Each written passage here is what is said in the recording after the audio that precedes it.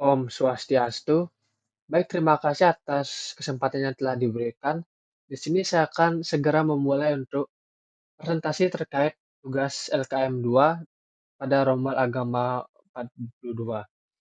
Namun sebelum itu, alangkah baiknya saya untuk memperkenalkan diri terlebih dahulu. Perkenalkan, nama saya Ibtu Davis Marananda dengan NIM 2311 031174. Saya dari Rombal 42, Agama Hindu, dan dengan nomor urut 10. Baik, tanpa berlama-lama lagi, saya akan mulai untuk presentasinya. Saya mulai yang pertama, yakni manusia pertama menurut agama Hindu. Manusia pertama adalah Swayambhu Manu, dan biasa disebut Manu. Swayambhu Manu bukanlah nama seseorang, melainkan nama spesies. Secara harfiah, Swayambhu Manu berarti makhluk berpikir yang menjadikan dirinya sendiri. Manu, manusia pertama ini kemudian dianggap sebagai leluhur manusia pertama dalam agama Hindu, dan darinya keturunan manusia diperkirakan berasal. Mitos tentang Manu memiliki signifikansi besar dalam agama Hindu karena menggambarkan konsep siklus kehidupan kepemimpinan, hukum, dan keberlanjutan manusia.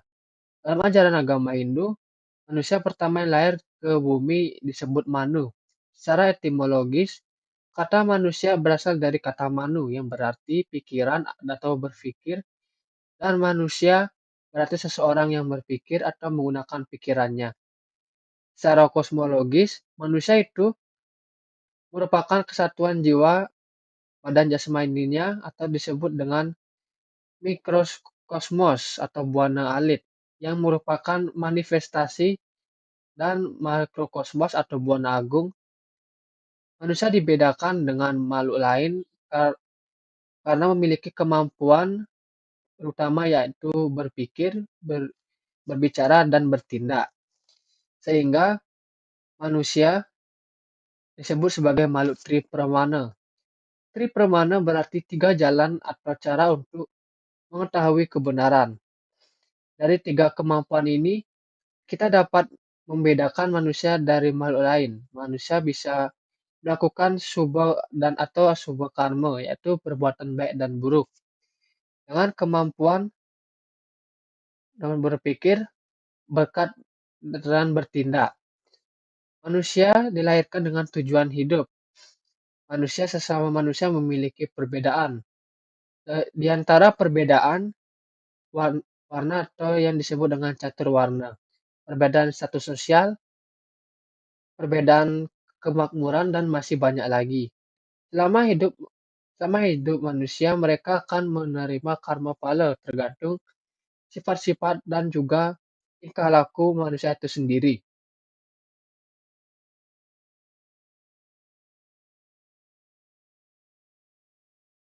Kemudian yakni dasar keyakinan agama Hindu. Dasar keyakinan agama Hindu dapat kita katakan sebagai Pancasrada.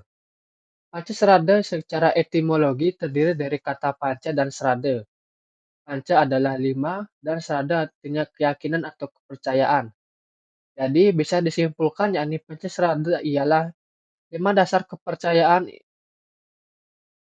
percayaan dalam atau keyakinan dalam agama Hindu yang terdiri dari kepercayaan adanya Brahman, kepercayaan adanya Atma, kemudian kepercayaan adanya karma pala, dan yang keempat yakni kepercayaan adanya punarbawa, dan yang terakhir yakni kepercayaan adanya moksa. Berikut ini adalah bagian-bagiannya.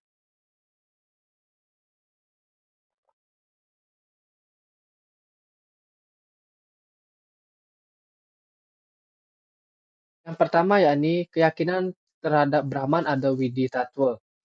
Ajaran pertama ini berfokus pada keyakinan pada Brahman atau Tuhan. Ada banyak nama Tuhan dalam agama Hindu seperti Ida Sang Yang Widi Wasa atau Brahman. Ini artinya setiap umat Hindu meyakini dengan benar bahwa Tuhan itu ada, Maha Esa, Maha Kuasa, Maha segalanya.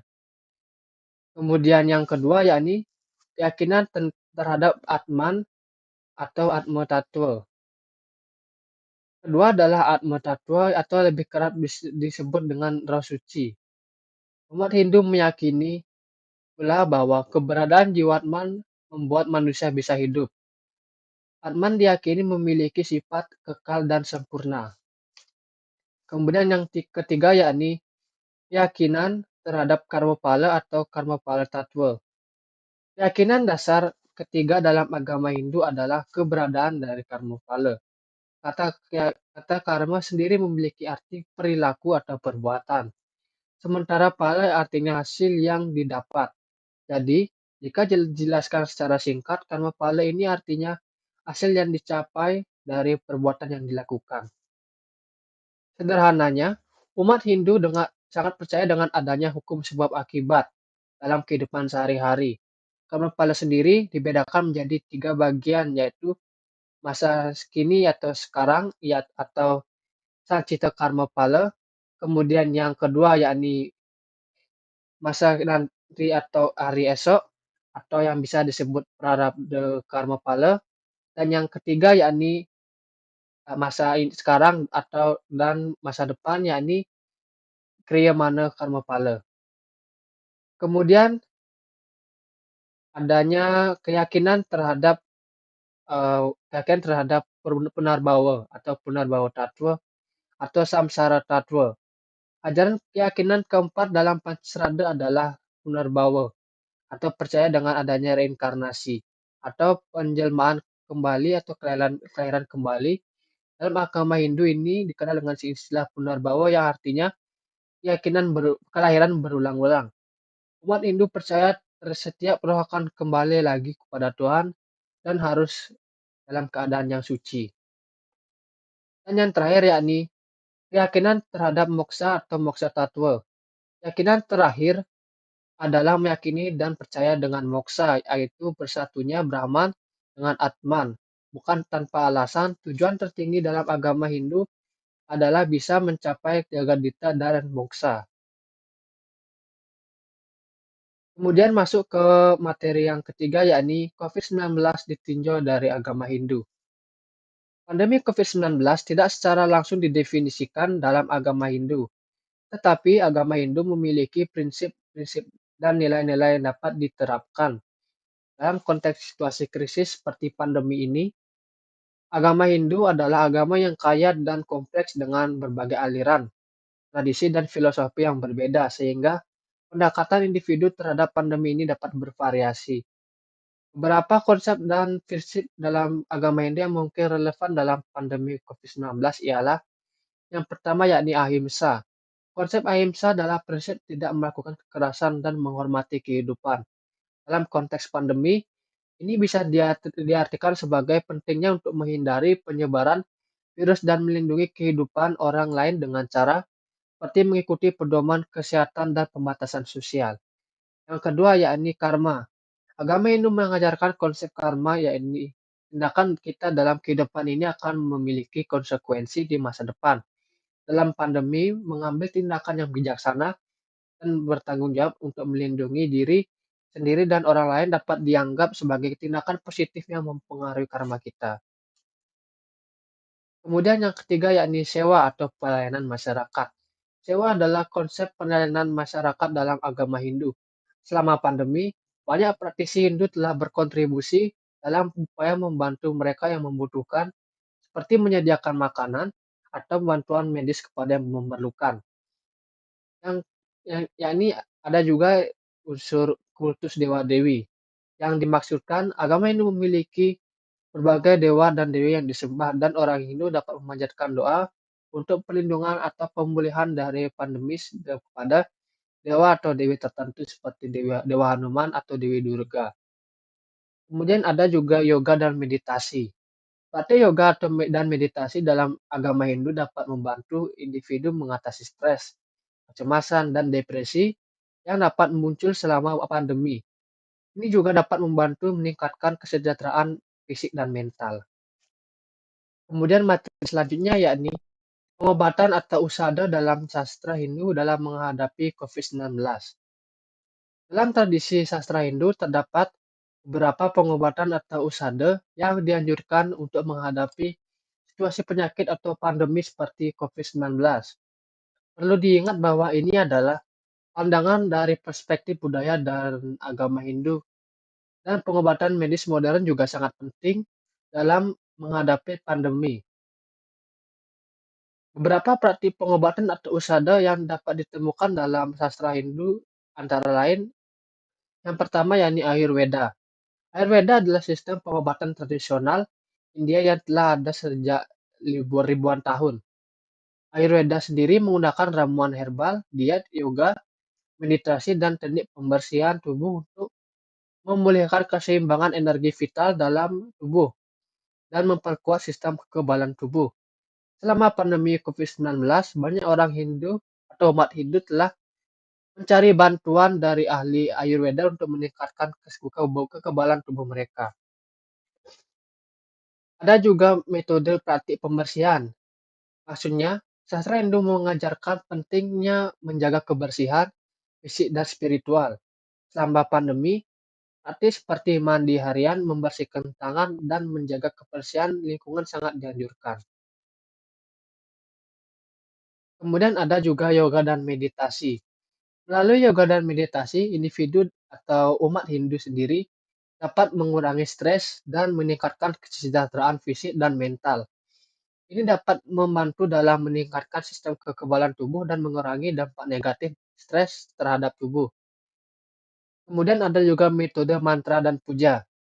Dalam kepercayaan Hindu, mengucapkan mantra atau melakukan puja dapat membawa ketenangan pikiran dan spiritual.